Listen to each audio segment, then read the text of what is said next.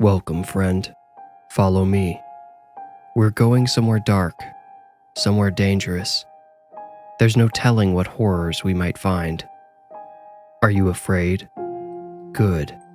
Now you are ready to enter the Warning Woods.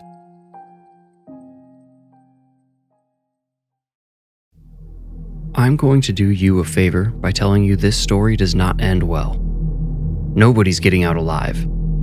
I'm not trying to spoil the ending. I assure you, there are plenty of regrettable surprises to unwrap before we get there. But I don't want anyone making themselves sick just to find out what happens. There are no plot twists, no miracles, no fairy godmothers bibbity-boppity booping our characters to a happy ending. 2 men are going to die deep underground in horrific circumstances. The end. For those strong or sick enough to handle them, I'll spill the details. But it's up to you to decide if you can hack it. Listen, if the room starts spinning or the coworker at the desk next to you says, "Hey, you're not looking so good," just remember, there's no suspense surrounding the outcome here. There's no mystery. It's okay to finish your day without ever hearing the gory details I'm about to share. If you're worried somebody's going to corner you at the coffee station and ask, "Hey, did you hear what happened to those spelunkers in eastern Iowa?" Here's what you can say. "Ugh, I know. What a terrible way to go." Problem solved. Or if you want to sound super impressive, you can say, "You'd call those guys spelunkers? I'd call them idiots. Can't say I'm surprised they met the end they did." This second option will intimidate your coworkers, who will be too astounded by your superior knowledge of best caving practices to press any further and expose their own ignorance on the subject. And if you're upset to hear me speaking ill of the dead, I don't know what else to call them besides idiots. What else can you call a pair of inexperienced men who attempt to explore unmarked caverns without taking precautions? Brave? Bravery is only respectable when it's necessary. Risk takers are only sexy when they survive. If you die taking a stupid risk, you're just, yep, an idiot. I just don't want other folks going out and making the same mistakes Kirk and Emmett did.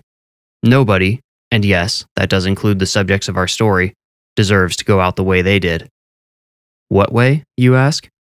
Well, I suppose it's time to tell you. Kirk and Emmett met when they were assigned as random roommates in their freshman year at Iowa State University.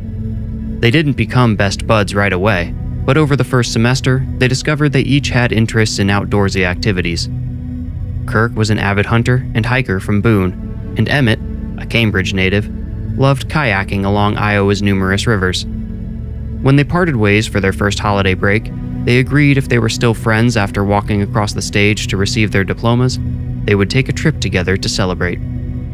They had grand visions of hiking the Appalachian Trail, or perhaps the Pacific Coast Trail. This was, of course, before they realized how college would suck their youthful vigor out and replace it with a sinister dread, otherwise known as student debt. After graduation, the beaten-down, exhausted graduates kept their word. Kirk had lined up a nice starting position at an architecture firm in Ames, and Emmett had landed an audition with Bloody Crops, a semi-local deathcore band who had just lost their drummer to a fentanyl overdose. Not his, but his cousin's. The drummer himself was clean as a whistle, but he OD'd when he tried giving his unresponsive cousin mouth-to-mouth and swallowed some of the extra powder in his mustache. Emmett had decided his degree in business management systems would only lead him down a path of self-hatred and regret. He would use the degree if he had to, but he thought he might try his luck in the arts first, starting with Bloody Crops. So before Kirk's first day and Emmett's audition, the pair decided to drive out east for a weekend of wilderness exploration. Eastern Iowa is no Appalachia. Unlike the majority of the state, it does have some interesting topography though. Towards Illinois, things get a little craggy. There's a lot of limestone, which is soft and easily eroded. The rivers and rain have carved out a handful of caves. Most Iowans know about the Maquoketa Caves, and many also know about Cyril's Cave, which is also located along the Maquoketa River. What Kirk and Emmett wanted to know was if there were any other, less touristy caves in the area. They wanted to find somewhere the floor hadn't been rubbed smooth by New Balance sneakers. They went past Maquoketa Caves State Park and turned down a dirt road that led up a forested hill. When they were far enough into the trees to hide Emmett's car, he shut it off and got out. They were pretty sure they were trespassing, so they didn't want the car to be visible from the road. They each wore matching camelback water bladders on their backs, the kind with the straw that wraps around your head so you can drink, and had their trusty phones in their pockets. They had brought a collection of Cliff Bars and jerky, but they left it in the car. They were not planning on staying on the hill more than a few hours. That might sound like some kind of ominous foreshadowing, but food would not have saved those boys. Not where they were going. They hiked up the rocky hillside, taking in the peaceful atmosphere. They couldn't hear any passing cars, no planes or helicopters flying overhead, no whining kids or screaming babies to soil the ambience. A couple of squirrels watched them from a tree branch, like two old ladies sitting out on their front porch. "What are these two up to, Cheryl?" "Nothing good, Gretchen. Nothing good." They both started to wonder if they had made the right call when they reached the peak of the stony hill and still found no sign of any caves, large or small. Summiting the hill took almost 2 hours, which meant it would take at least that long to get back. Some people might think going downhill is quicker and easier, but the only thing that gets easier is breaking your ankle. Gravity is not your friend when it's buffered by uneven limestone. Neither Kirk nor Emmett felt like giving up yet. They decided to split apart while they descended the other side of the hill in order to cover more ground. They would stay within earshot and only spend 30 minutes going down. When the 30 minutes were up, they would turn around, return to the top, and start the trek back to Emmett's car. The clear blue sky had started turning orange ahead of them and gray behind them when they began the descent. It would no doubt be dark by the time they returned to the car, but they calculated they would have just enough light to climb down the hill. About 20 minutes into the agreed-upon 30, Emmett was starting to think about the beef jerky stashed in his glove box. It was teriyaki flavor, his second favorite. His stomach growled almost loud enough to block out Kirk's voice shouting to him from across the hill. "You find something?" Emmett shouted back. "Come see," Kirk called back. Emmett followed his friend's voice until he could see Kirk stooped over something on the ground. Kirk looked up and waved him over. Emmett expected Kirk's discovery to be a snake, or maybe a snake's nest. Perhaps something gnarly like a half-eaten corpse dropped by a hawk or an eagle. But what Kirk had found was far more interesting. He had discovered a narrow crevice in the limestone. To Emmett, it looked like the crack went straight down, more like a well than a cave. But Kirk showed him that when he shone the light on his phone down into the crevice, the light reflected off an angled, smooth floor. The crack went straight down, yes, but there appeared to be a small cavern running into the hill beneath them. "Do you?" Emmett started to ask, but Kirk suddenly jumped and shouted. The unexpected movement and sound startled Emmett badly enough to knock him onto his rear. He almost smushed his camelback against a rock but caught himself first. Still, he was pretty sure he had bruised his tailbone. Somewhat angrily, he demanded, "What? What the hell was that about?" Kirk's face looked like a Halloween mask with 2 golf balls stuffed into the eye holes. He shivered, then shook his head and offered Emmett an embarrassed, close-lipped smile. "Sorry, man, there was a rat right over there." He pointed past Emmett, who instinctively looked over his shoulder. "It's gone now." "Never seen a rat before?" Emmett asked, still irritated. "No, actually. Not one like that anyway. That one was as big as a rabbit, I swear. Sorry, what were you saying?" Emmett picked himself up and tenderly brushed the seat of his jeans clean, only wincing once when his palm nudged his aching tailbone. He said, "I was going to ask if you were sure you wanted to go down in there. Now I'm even more skeptical." "Oh, yeah, man, that was like the whole point in coming out here, wasn't it?" Emmett pushed past him and sat with his legs dangling into the cavern. He looked back over his shoulder and smirked. He looked away, shaking his head and clucking his tongue. He said, 4 years, man. 4 years we lived together and I had no idea you were so scared of rats." Do you see where this is going yet? I'm just going to pause here for a second to let everything sink in. Blend it all together, will you? I've already told you these guys are going to die. They're going down into a cave now, and one of them is deathly terrified of rats. This isn't foreshadowing, this is forewarning. If you're too squeamish, or if your nightmares are too vivid, do not proceed any further. The rest of you, follow me. Let's rejoin our idiots as they enter the unmarked cave. "Oof, it's colder already," Kirk remarked as he dropped down beside Emmett. His eyes shot upward. He felt an oppressive certainty that the lips of the cave were about to snap shut above him, and the rock on which they stood would curl back like a tongue and swallow them into the dark throat of the cave. Of course, the crevice above remained open, but the darkness ahead of them was, to hopelessly understate it, intimidating. "We didn't bring very good lights," Emmett said, as if the whole purpose of the trip hadn't been to find a cave. "I only have my phone. Did you bring something else?" Kirk asked. "No, that's what I mean," said Emmett. "Our phones are all we have." He turned his phone's flashlight on and shone it into the channel ahead. "Well, from here it doesn't look too bad. We can always backtrack if things get too tight or if it drops off or something. You want to go first?" Emmett asked as he stared into the triangular passageway. "Hell no, are you serious?"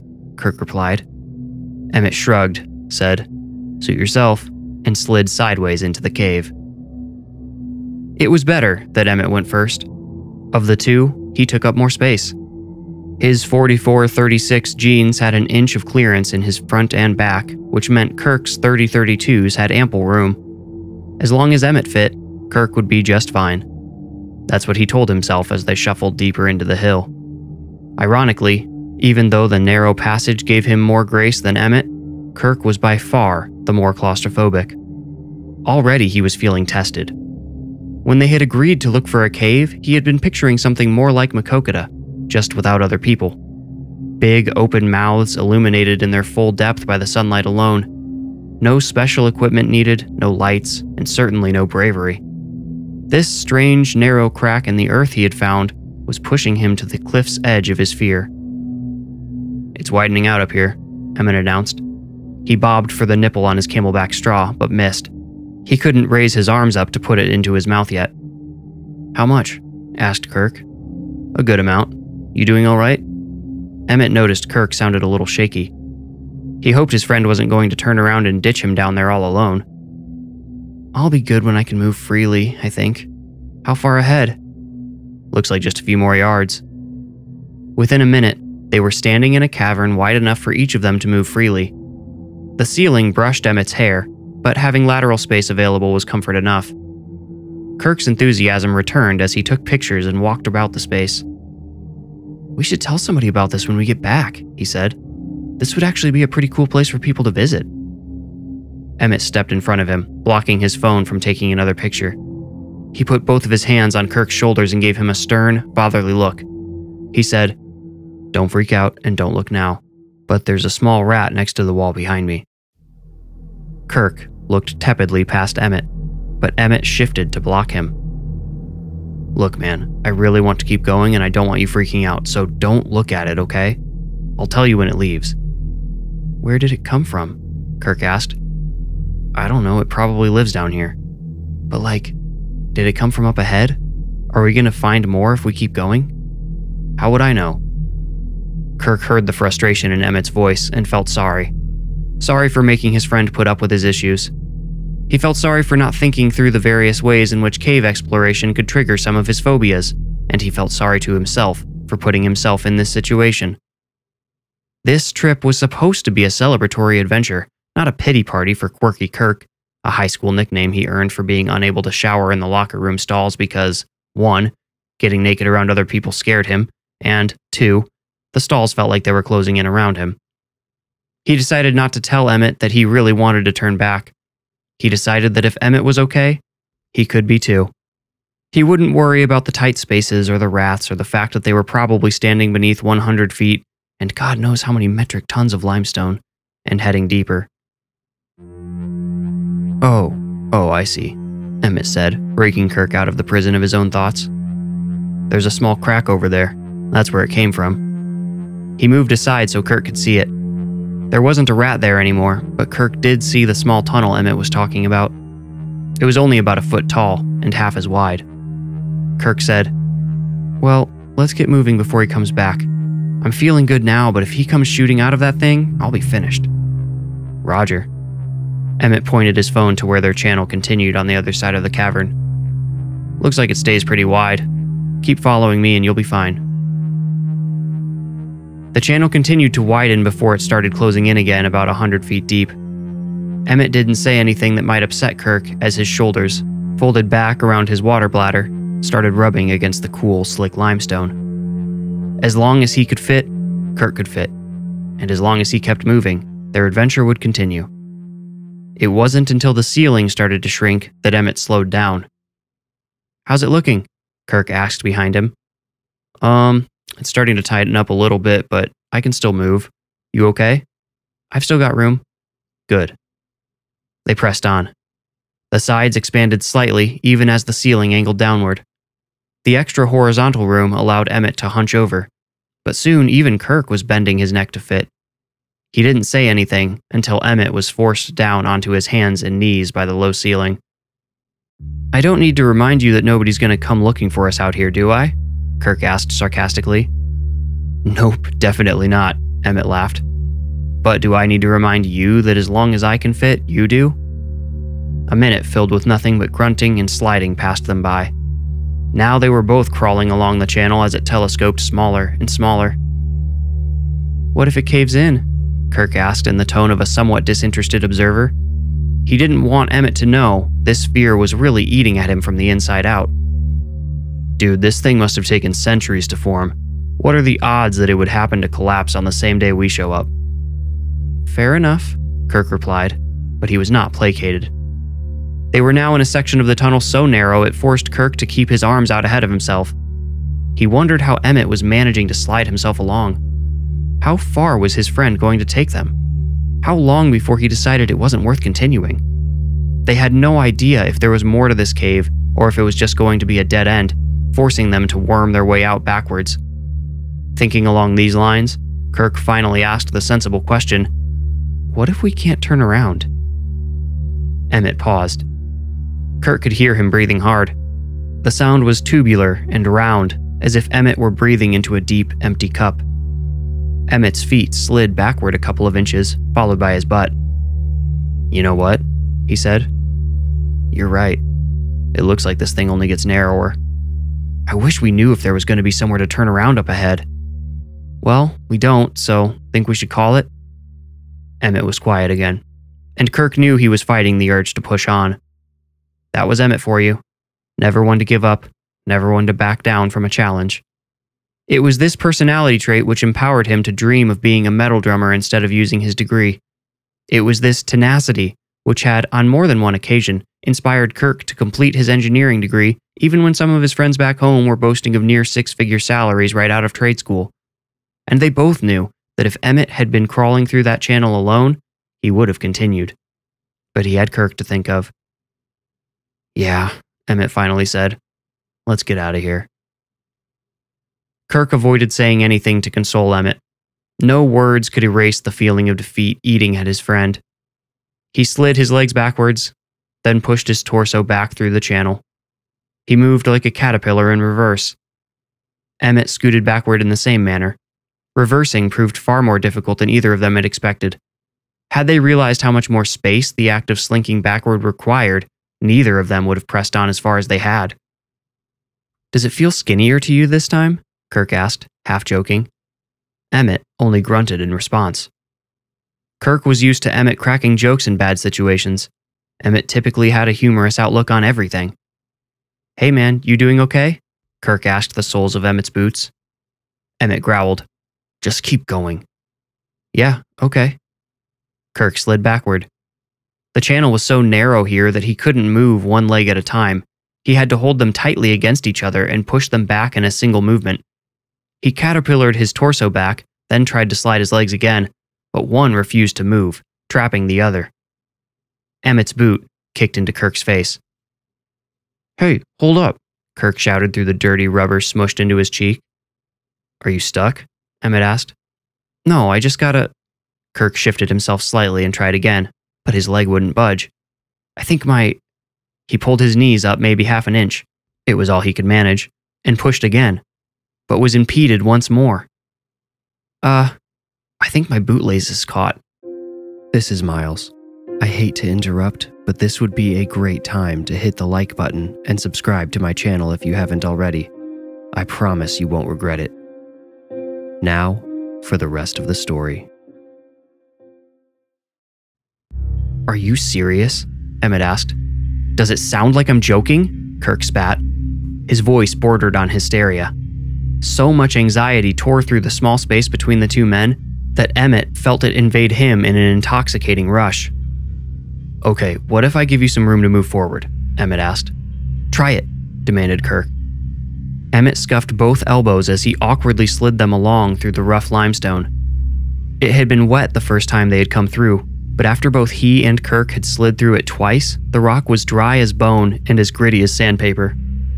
Emmett didn't even sense the pain as his elbows were ground down, leaving thin trails of blood eagerly lapped up by the spongy stone. The channel felt tighter than ever. In Emmett's mind, the stone was closing in around them, swallowing them. In reality, his mushrooming panic was causing him to use space less efficiently. It's too tight, that's all I got, he informed Kirk. He listened to Kirk's boots scuffle against the stone as his friend tried kicking the trapped boot off. Oh man, it's really stuck, Kirk said. So reach back there and fix it, Emmett shouted. How am I supposed to do that? Kirk snapped. He tried again to free himself while he took a long, comforting sip from his camelback. At least he still had water. In between sips, he heard a faint noise behind him. A scratching sound, more harsh than the sound of his rubber soles on the limestone. What is that? Kirk asked. What is what? Emmett sounded dangerously impatient. There was a sound behind me. How the hell would I know what it is? What could it be, though? Kirk asked. He was really trying not to think about the small rat Emmett claimed to have seen in the cavern. Might it have followed them into this tunnel? Are you seriously stuck? Emmett asked as if the previous few seconds hadn't happened. Yes, I told you, man, Kirk yelled ahead. Something nibbled at his boot. He couldn't feel it, but he heard it. It sounded curious, like a toddler nibbling at a strange new cracker. Hey, get back, you little... Kirk stomped at the nibbled foot. The rat squeaked before retreating, confirming Kirk's worst fear. Somehow, he would have been less afraid of a raccoon, or certainly of a squirrel. There was just something about rats that ate at him.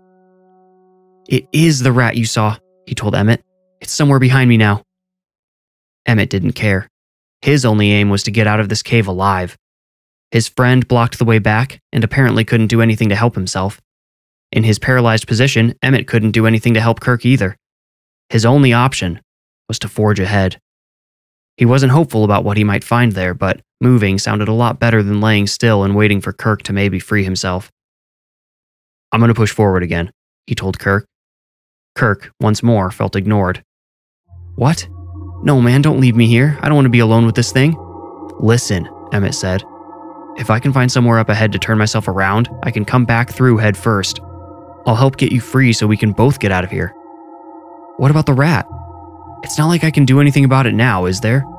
That's not Kirk, Emmett commanded. That's enough. I'll be right back. Leaving Kirk whimpering to himself, Emmett crawled forward. Having a plan leveled his emotions and allowed him to control his movements better than before. He used the available space efficiently and allowed his anxious feelings to propel him rather than hinder him. They were fuel for his exhausted mind and drained body. Soon, he found himself staring into the same telescoping section that had convinced him to retreat. It appeared to dip down further into the hill. He could only see perhaps a dozen feet of the passageway ahead. If he wasn't careful, he could get himself stuck like Kirk had. And then what? They each died alone, unable to move? Would they run out of oxygen or starve to death? Probably neither. Most likely, they would die of thirst. Emmett had but two options: crawl back and be trapped with Kirk, or forge ahead and maybe find a way to free them both. He chose the latter. Halfway to the downward curve in the channel, Emmett knew he was rapidly reaching the end of his journey. He could no longer use his legs or hips at all. He had to drag himself along by his elbows. If he could even make it to where the passage dipped down, he doubted he would make it much further unless the channel expanded. But still, he dragged himself forward. Finally, the channel grew so narrow Emmett could no longer move. Before he resigned completely, he pointed his phone ahead to survey the upcoming terrain. He saw, with some surprise, that what he had thought was a downward curve in the channel was actually a mouth, or perhaps the other end, since the place they had entered would likely be considered the mouth. The craggy anus let out into another wide cavern. This was exactly what Emmett had hoped for. Getting to the cavern would involve hundreds of minuscule movements and probably a kind of physical agony he had never experienced as the flesh of his arms was rubbed away on the rocks. But he had to try. Kirk allowed himself to believe Emmett would return and save him. Time passed slowly in the cave, however. Kirk thought Emmett had been absent for 20 minutes when he had only been gone for 6. At this 6-minute mark, Kirk began to lose his cool again. He started telling himself Emmett would never come back. He pictured his friend in the same predicament as himself, just further ahead where the tunnel was even skinnier. At least Emmett wouldn't have to worry about a rat creeping around his feet. The rat returned after Emmett had been gone for 8 minutes. Kirk held his breath when he heard it scurry up to him. He lay still, hoping it would leave him alone. It didn't work. He soon felt the creature tugging at his laces. He could hear the threads tearing each time his foot jerked. If only the rat had focused on the other foot, the laces that were caught. The creepy animal had the power to free him, and that only made Kirk angry on top of being disgusted and terrified. He tried nudging the rat toward the trapped foot, but it kept returning to the free one. Soon, Kirk gave up. He thought maybe, if the rat enjoyed the lace from one boot, it would eat up the other one once it was finished. Wishful thinking. Instead, when the rat was done playing with the bootlace, it explored Kirk's leg. He could feel it studying him. Its paws occasionally scratched at his pants. Then, one sharp little rat paw slipped beneath Kirk's jeans and found his tacky, sweaty skin. The rat chirped, and another rat responded. "Get out of here!" Kirk shouted as he kicked. The rat squeaked in pain but scurried right back to his leg. A second set of paws ran up the length of Kirk's calf, then back down. The 2 rats chirped back and forth to each other like mating birds. One of them slipped its warm snout into Kirk's pant leg. "No!" Kirk screamed. The rat wriggled in further. "No!" Its nose rubbed his skin. "Get out!" It sunk its teeth into the flesh of his calf. Whatever Kirk screamed next was entirely unintelligible. The other rat ran up his shaking leg to escape the violent defense. It found itself trapped where Kirk's camelback was pressed flush against the stone ceiling. But if you know anything about rats, you know they're creative creatures. They're survivors. In the 16th and 17th centuries, some people placed rats inside a bottomless metal cage upon the stomach of a person who was suspected of this crime or that. The interrogator would put hot coals atop the cage one at a time until the heat became unbearable to the rat. It would burrow down, forging an escape through the flesh and organs of the accused. The rats required no training to perform this torturous act. To burrow was in their nature. To dig, to claw, to bite is at the very core of what it means to be a rat. The stone tore Emmett's shirt in the shoulder and stomach regions. His back felt wet with more than sweat, so he assumed his camelback had been torn open as well. He now had his head and arms through the opening like Winnie the Pooh trying to get home after eating too much honey. His lower 2/3 were still wedged tight inside the tunnel. Oh bother. With a tremendous heave which strained one of his throbbing elbows, he managed to pop his camelback out of the hole. The rest of him followed easily once that was out of the way. He fell 3 feet to the slick floor, landing ungracefully on the side of his face. He allowed himself a minute to move about freely. His chest heaved as he took in air he hadn't had enough room for back in the channel. He let his arms swing limp at his sides, resting his sore shoulders and lats. Regrettably, their job was far from over. Once he felt like he could raise his arms without agonizing his muscles, he removed his torn camelback and tossed it away, empty and useless. He was glad to be rid of it, and for the immeasurable value its absence would afford him. Emmett was still not ready to return to the channel, but he heard Kirk's echoing voice. He had heard his friend yelling at the rat before, but now he sounded lonesome and nervous. Emmett wondered if maybe Kirk's phone had died, or maybe he just couldn't handle a few minutes on his own. He supposed he himself was only handling the separation so well because he could move freely. It was Kirk's second cry, a stomach-churning, gurgling sort of sound, which sent Emmett back into action. He had never heard such a sound come from a person before. It was no agitated wail, but a primal bellow of agony. Like a rat, Emmett scurried back into the tunnel head first. Without his camelback, Emmett could move much freer and more quickly. His progress did not come without pain, excruciating at times, but it was progress nonetheless. As he neared Kirk's horrible screaming grew louder and more frequent. Emmett directed all of his energy into his limbs as he crawled and kicked his way forward, occasionally breathing deeply enough to call out, "I'm coming!" Kirk's gargling screams were intermixed with brief words like, "No, stop," and, most desperate of all, "Please." But mostly his noises were unintelligible.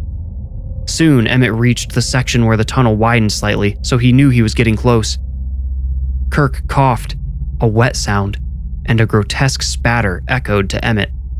He tried not to think about crawling through his friend's vomit and pressed on. No more words formed in Kirk's screams.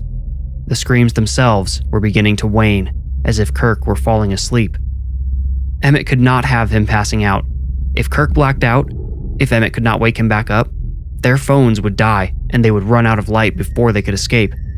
His own phone had less than 20% of its battery left. He shouted, "Stay awake! Stay with me!" He expected the garbled gibberish screams to morph back into human noises, words, but Kirk still sounded utterly void of humanity. He coughed again, which was followed by another splatter of fluid on cold stone. "Hang on!" Emmett shouted. He was close now. He could smell Kirk's sweat. He could smell the vomit. He could smell something metallic, too. Blood. He told himself he was imagining this, or maybe smelling his own blood. He could not imagine Kirk had bled enough to create an odor more powerful than puke. Emmett tossed his phone a few feet ahead to free both of his hands for a final hoist. It landed with the flashlight pointed down, and for a moment, the tunnel was pitch black. Kirk's final scream faded, and the darkness became silence as well. "Kirk!" Emmett yelled, dragging his aching body forward. He felt around until he found his phone and lifted it. The light reflected off of Kirk's open eyes and pale face.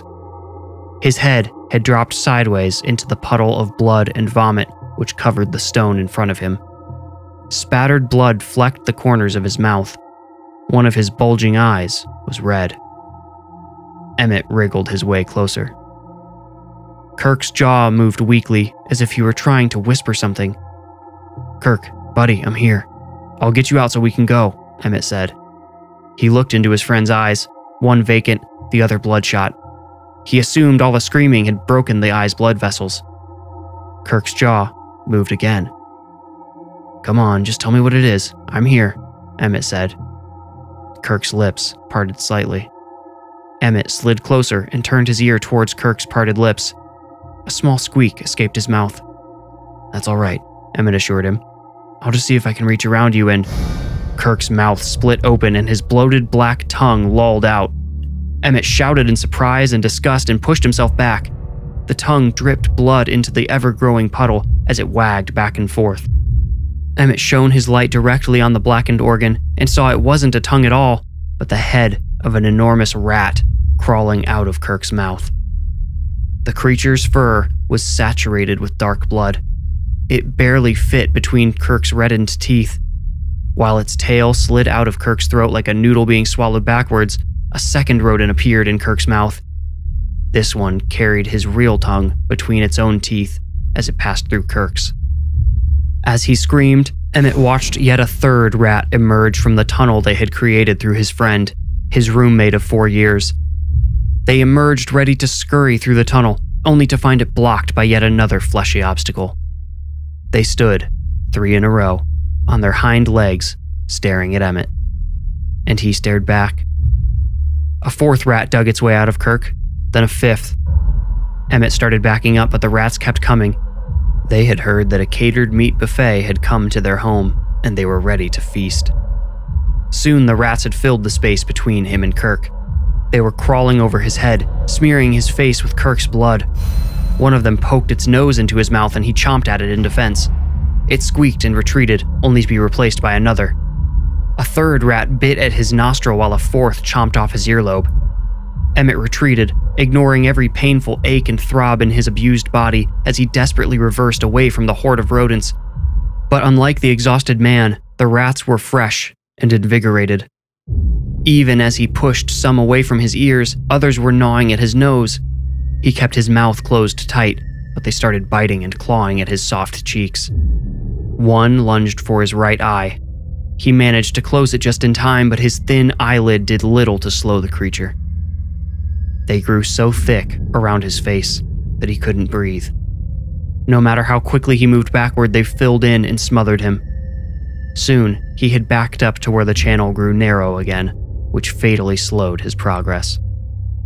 By the time they gnawed their way to his second eyeball, Emmett could also feel them entering his mouth, through his cheeks, behind his molars.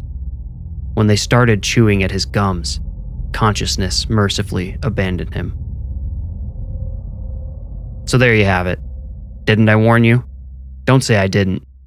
I don't want to hear any complaints. I told you at the beginning and warned you again in the middle. I gave you every signal, every sign possible. For the few of you that made it this far, I hope you've received this warning well. The wilderness isn't a playground. It's a harsh, desolate place. Beautiful, but merciless. It can be enjoyed, but it has to be respected. If you don't take it seriously, if you don't respect it, it might just eat you alive.